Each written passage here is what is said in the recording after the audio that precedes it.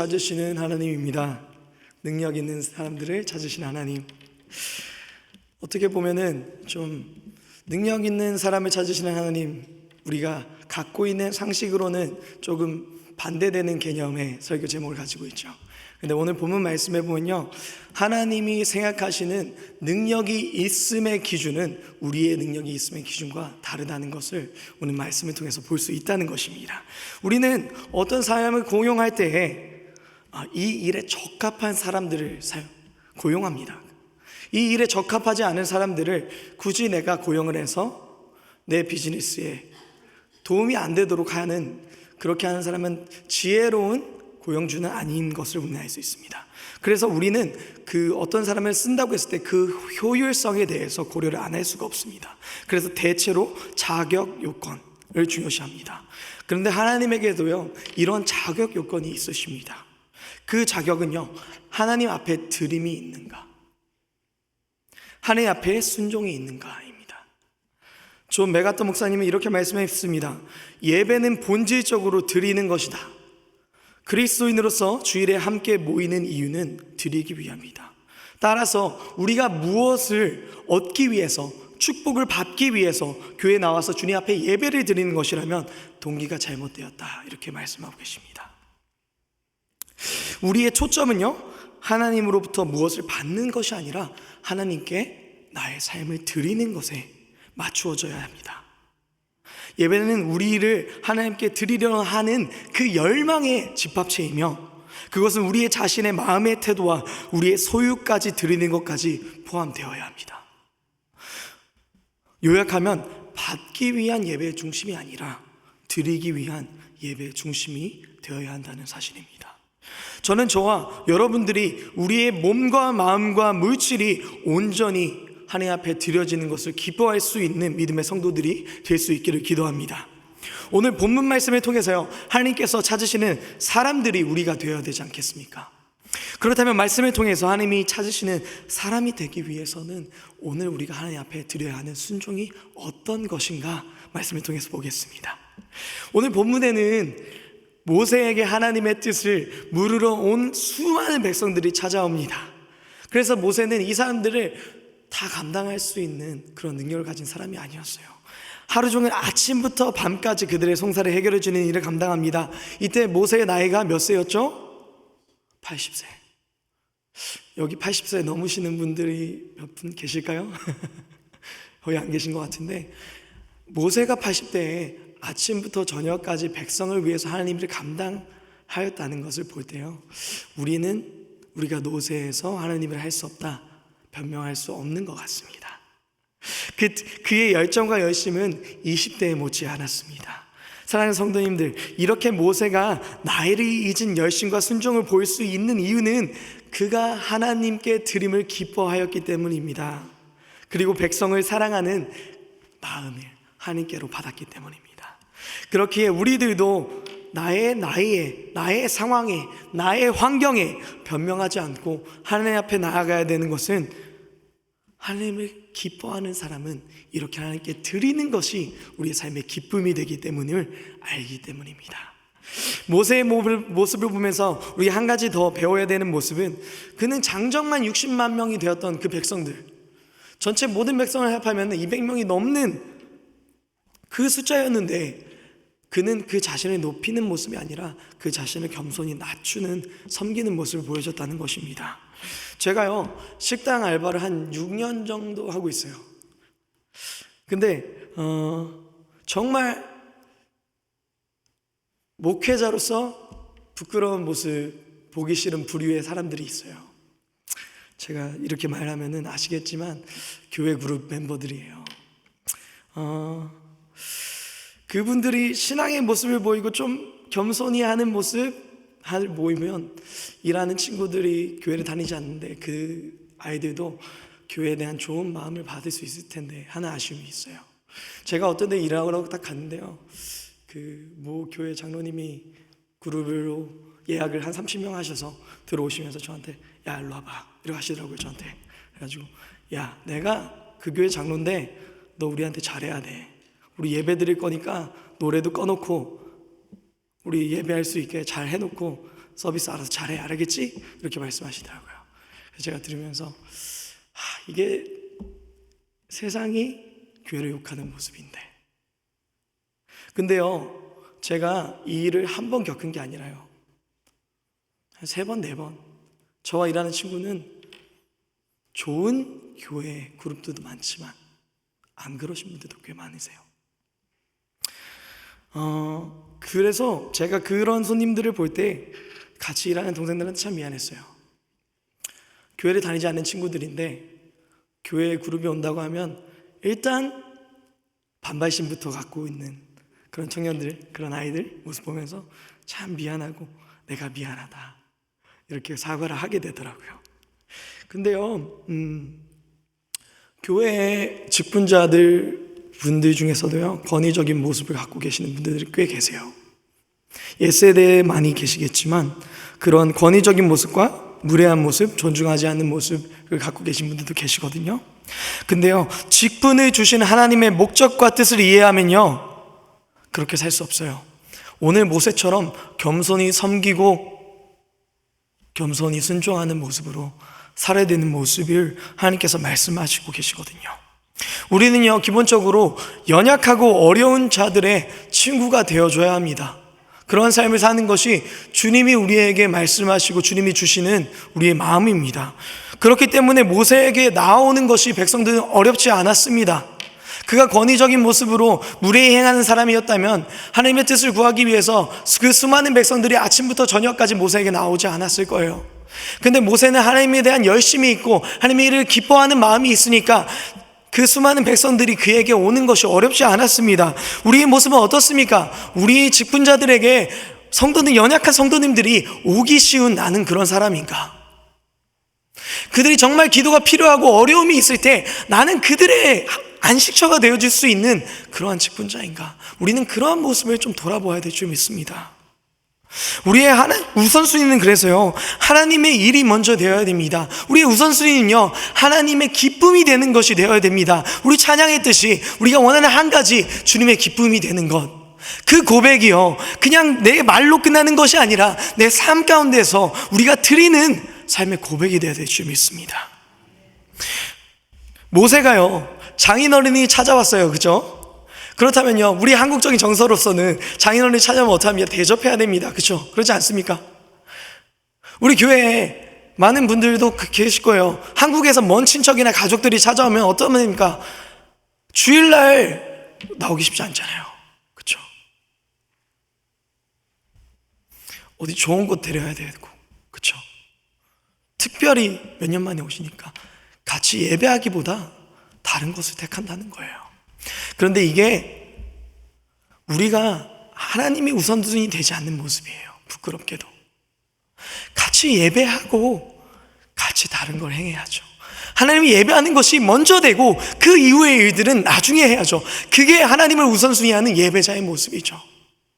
모세가 장인어른이 왔다고 나는 오전에만 백성들을 돌보고 오후에는 장인어른을 대접해야겠다 그렇게 나아간 것이 아니잖아요. 그렇죠? 아침부터 저녁까지 해가 질 때까지 80세의 나이에 하나님을 섬기는 모습을 보여주지 않습니까? 하나님을 우선시하면요 하나님을 예배하는 것 외에 비본질적인 것들을 하나님 앞에 우선순위 하지 않고 하나님의 예배가 먼저가 되는 그런 삶을 우리가 살아야 됩니다. 우리는 먼저 모세의 모습을 보면서 모세의 근면과 열심과 열정 그것을 보게 되죠. 그래서 우리가 깨닫는 것은 무엇이냐? 믿는 자들의 삶 가운데서는 하나님의 뜻을 비춰내는 삶이 필요하다는 것입니다. 백성들이 모세에게 찾아오는, 연약한 자들이 찾아오는 그 모습을 우리가 살아야 된다는 것입니다. 모세는 큰 명성과 200만 명을 이끄는 리더였지만 자신을 높이는 모습이 아니라 겸손히 섬기는 모습을 보여주었습니다. 그렇기 때문에 우리 직분자들은 권위적인 모습이 아니라 내가 장로야 하는 모습이 아니라 내가 집사야, 내가 권사야 하는 모습으로 아이들에게 무언가를 시키거나 요구하는 그런 모습이 아니라 내가 그들을 먼저 섬기고 내가 먼저 그들에게 나아가서 신앙적인 고민이 있니 내가 기도해 줄게, 처녀들에 나가서 따뜻하게 손 한번 잡아주고 그들에게 하나님의 사랑을 전할 수 있는 그런 모습을 우리가 가져야 합니다. 우리가 기억해야 되는 것, 하나님은 우리의 섬김 또한, 우리가 섬김을 많이 하지만 그 섬김 가운데서도 그냥 행하는 일이 아니라, 그냥 내가 내 할 일을 하는 것이 아니라 아벨의 제사처럼 드림이 있는 섬김을 원하세요. 우리의 중심이 있는 섬김을 하나님께서 원하신다니까요. 뜻없는 열정이 아니라 내가 행하는 그냥 일들을 마치고 돌아가는 그런 일과처럼 행하는 그런 섬김이 아니라, 하나님은 우리의 삶을 드리는 그러한 섬김을 원하신다는 것입니다. 오늘 말씀 보면요, 하나님께서 찾으시는 능력 있는 사람이 나오게 됩니다. 이는 이드로의 장인의 지혜로운 제안을 통해서 하루 종일 백성들의 송사를 맡은 모세의 짐을 덜어주고 더 건강한 하나님의 공동체를 만들기 위함이었습니다. 하나님은요, 모세의 이런 힘듦을, 수고를 기억하셨어요. 그래서 장인인 이드로를 통해서 능력 있는 자들을 세우라 말씀하시는 거예요. 21절 22절 말씀을 보면요, 너는 또 온 백성 가운데서 능력 있는 사람들 곧 하나님을 두려워하며 진실하며 불의한 이익을 미워하는 자를 살펴서 백성에 위에 세워 천부장, 백부장, 50부장, 10부장을 삶아 그들의 때에 따라 백성을 재판하게 하라. 그 첫 번째, 하나님이 찾으시는 그 첫 번째는 하나님을 경외하는 자입니다. 이것은 어떤 것이냐면요, 신앙의 경건함을 가지려 하는 것, 또한 하나님과의 관계 가운데서 혹여나 내가 멀어지면 어떡하나 두려워하고 내가 내 뜻을 고집하는 그러한 모습을 살아서 내가 하나님의 기쁨이 되지 않으면 어떡하지 걱정하는 이러한 모습이요, 우리가 하나님의 자녀로서 살아갈 때 마땅히 가져야 하는 걱정과 두려움이어야 줄 믿습니다. 죽을 때까지 우리의 걱정과 고민이 내 삶의 문제라면, 내 자식의 성공의 문제라면, 내가 예수님을 믿는데 내가 무엇을 먹을까 마실까 입을까, 이러한 수준에서 우리의 삶이 맞춰진다면 우리가 하나님을 다시 배울 그날에 볼 낯이 있겠습니까? 그리고 우리가 하나님이 예배하는 시간이 얼마나 아깝습니까? 하나님이 나의 하나님이 아닌 삶을 살면서 교회를 다니고 수고스럽게 섬기는 것 얼마나 아깝습니까? 그래서 우리가 정말 다시 한 번 더 점검해야 되는 것 중에 하나는, 내가 하나님을 두려워하는가, 하나님을 경외하는가, 하나님의 말씀을 두렵고 떨리는 마음으로 오늘 이 시간 받는가, 이것을 돌아봐야 됩니다.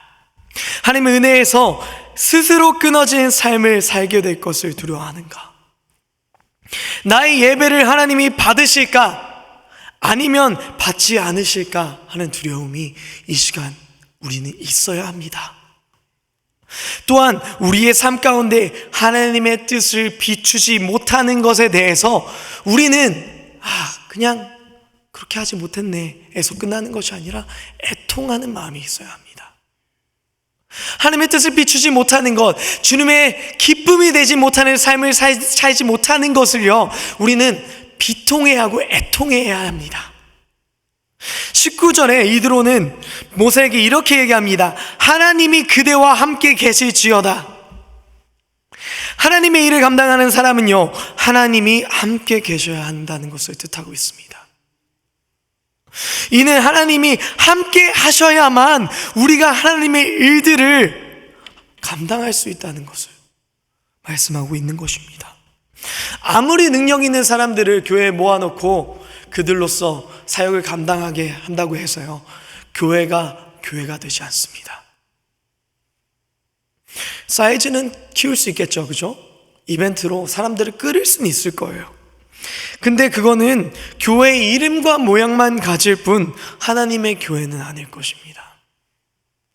그렇게 하나님은요, 오늘도 하나님을 경외하는 자들을 찾으시고 그들을 사용하시기를 원하십니다. 사랑하는 성도님들, 하나님을 경외하는 마음으로 이 예배에 임하고 계신가요? 아멘. 아멘이 없으신데 아멘 하신 줄 믿습니다. 하나님을 경외하는 마음을 잃지 않고 우리의 매일의 삶에서 하나님의 뜻을 비추는 그러한 믿음의 성도들 될 수 있도록 있기를 하나님 예수님의 이름으로 기도합니다. 두 번째는 진실된 자. 하나님께서는 진실된 자를 찾으신다고 하십니다. 여러분, 하나님 앞에서 진실하십니까? 진실하시죠?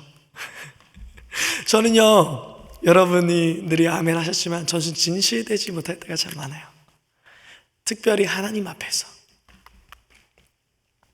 제가 하나님 앞에 수없이 많은 약속을 하거든요. 기도할 때 하나님, 나는 하나님을 위해서 살 거예요. 삶에 걱정 안 할 거예요. 하나님만 붙잡을 거예요.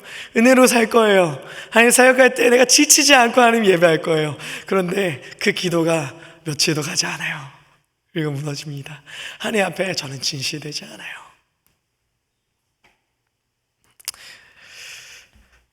하나님은 거짓됨에 대해서 하나님과의 사귐을 가지는 동시에 세상에 어둠을 행하는 것이라 말씀하십니다. 성경적으로 요한 1서 1장 6절 말씀에는 만일 우리가 하나님과의 사귐이 있다 하고 어둠에 행하면 거짓말을 하고 진리를 행하지 아니함이거니와. 그렇죠? 요한에서 2장 4절 말씀을 보면 그를 아노라 하고 그의 계명을 지키지 아니하는 자는 거짓말하는 자요 진리가 그 속에 있지 아니하되. 요한에서 2장 22절 말씀에 보면 거짓말하는 자가 누구냐? 예수께서 그리스도심을 부인하는 자가 아니냐? 아버지와 아들을 부인하는 그가 저 그리스도니. 하나님은요, 하나님의 계명을 지키지 않는 것을 거짓된 자라고 말씀하십니다. 하나님은 거짓말하는 자는 예수께서 그리스도임을 부인하는 자라고 말씀하십니다. 우리는요, 많은 때에 우리는 거짓된 가면을 쓰고 살아갑니다. 정말 하나님이 찾으시는 예배자인 척 할 때가 많지만 하나님과 사귐보다 세상과의 사귐이 더 많을 때가 더 많고요, 하나님의 계명을 지키지 아니하면서 계명을 지키는 척하면서 사는 모습이 많고요. 거짓말을 하는 것에 대해서 심각하게 생각하진 않지 않습니까?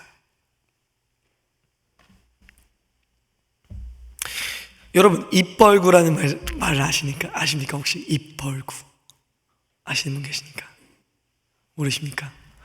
이게 줄임말인데 입만 열면 구라 라는 말입니다. 입만 열면 구라. 이 말을 볼 때 입만 열면 구라를 치는 사람들이 있죠. 그렇죠? 하나님이 우리를 보실 때 입벌구라고 생각하실 수 있을 것 같아요. 그렇죠? 얘는 입만 열면 나를 위해서 산다고 하는, 아이고 맨날 기도하면서 걱정 안 하겠다고 주님 붙잡겠다고 하면서 입만 열면 구라야, 이렇게 생각하실 수 있을 것 같아요. 그런데요, 하나님은 우리가 그렇게 하는 그 거짓말에, 그 기도에 매번 속아주세요. 네가 100번 넘어져도 101번째는 일어나겠지. 나를 다시 한 번 더 붙잡겠지. 하나님의 마음이, 하나님의 사랑이 우리에게 늘 그런 것 같아요. 우리를 붙잡아 주시는 하나님의 은혜는 내가 너를 항상 믿는다 라고 말씀하시는 것 같아요. 그렇다면 우리가 그 신실하신 하나님 앞에요, 우리도 조금 더 신실한 모습으로 살아가야 되지 않겠습니까? 사람들 앞에서만 아니라 우리는 하나님 앞에서도 신앙적으로 괜찮은 척 하거든요. 내 기도 제목을 다 가져오지 않아요. 내 모든 힘든 문제를 하나님 앞에 가져오지 않아요. 그리고 신앙적으로도 괜찮은 척 하면서 살아갈 때가 있어요. 그런데 그런 모습 말고요, 하나님 앞에서 겸손히 순종함으로, 계명을 지킴으로, 하나님과의 사귐을 가짐으로 예수가 그리스도인임을 부인하지 않고 나의 주인 되십니다 고백할 수 있는 그런 삶을 우리가 살았으면 좋겠습니다. 마지막으로는요, 불의한 이익을 미워하는 자를 하나님께서 능력 있는 자라고 하시더라고요. 불의한 의. 하나님의 자녀는요, 하나님의 자녀에게 하나님을 닮아야 됩니다. 믿으십니까? 우리가 하나님의 자녀인데 세상의 모습과 더 닮아 있다면 우리가 누구의 자녀인지는 분명히 알 수 있을 것입니다. 저는요, 이 불의한 이익을 탐하는 자를 생각했을 때 두 가지 일화가 성경에서 생각이 났는데, 그 첫 번째가 아간이었고요, 그 두 번째가 아나니와의 삽비라의 내용이었습니다. 아간은요, 하나님의 것을 탐하다 죽는 결말을 겪게 되죠. 그렇죠? 아나니와 삽비라는요, 땅을 팔아서 드렸음에도 하나님의 진실되지 않게 드림으로 죽게 됩니다.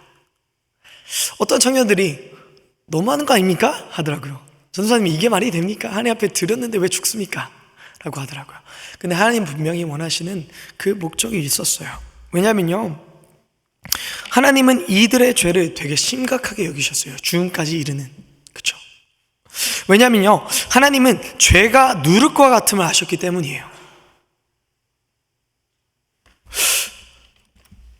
제가 미국에 처음 와서 신앙생활을 할 때요, 교회를 섬겼는데, 교회를 다녔는데, 이때 이 교회에 참 말해야 될지 안 해야 될지 모르겠지만, 교회를 욕하는 것은 아닙니다. 그렇지만 장로님들, 권사님들, 주요 직분자들 중에서 11조들 제대로 하신 분이 안 계셨어요. 그래서 새로운 집사님들이 오셨을 때 장로들도 11조를 제대로 하는데 왜 내가 11조를 제대로 해야 되냐, 그렇게 말하시는 분들이 계시더라고요. 제가 고등학교 때였어요. 그때가 이해가 되지 않았습니다. 왜 11조가 아닌데 11조라는 그 단어를 봉투에 쓰는 게 그렇게 중요할까? 이해가 되지 않았습니다. 근데 생각해보니 그 이유는 딱 한 가지였습니다. 그들의 드림이 하나님을 향한 드림이 아니었기 때문입니다.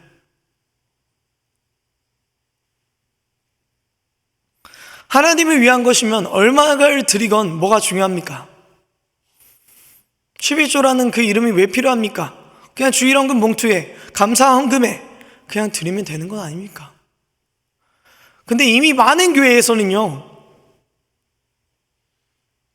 그 교회 주보에 이름 나가는 것, 그것 때문에 사람들에게 내가 11조 내는 직분자야 라는 것을 사람들에게 인정받기 위해서 거짓으로 하나님께 드립니다. 이것은요, 아나니와 삽비라와의 죄와 다르지 않습니다, 여러분. 우리가 이 죄에 대해서는 경각심을 가져야 됩니다. 드리지 못할지언정 하나님 앞에 거짓으로 드리는 것은 드리고도 하나님께 칭찬받지 못하는 모습입니다.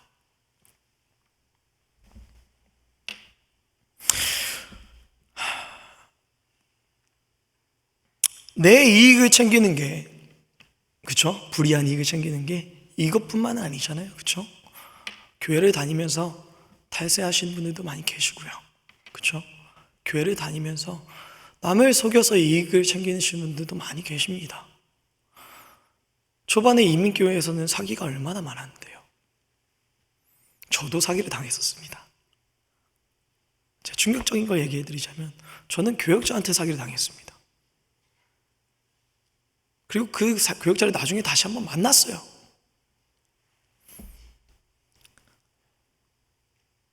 그런데도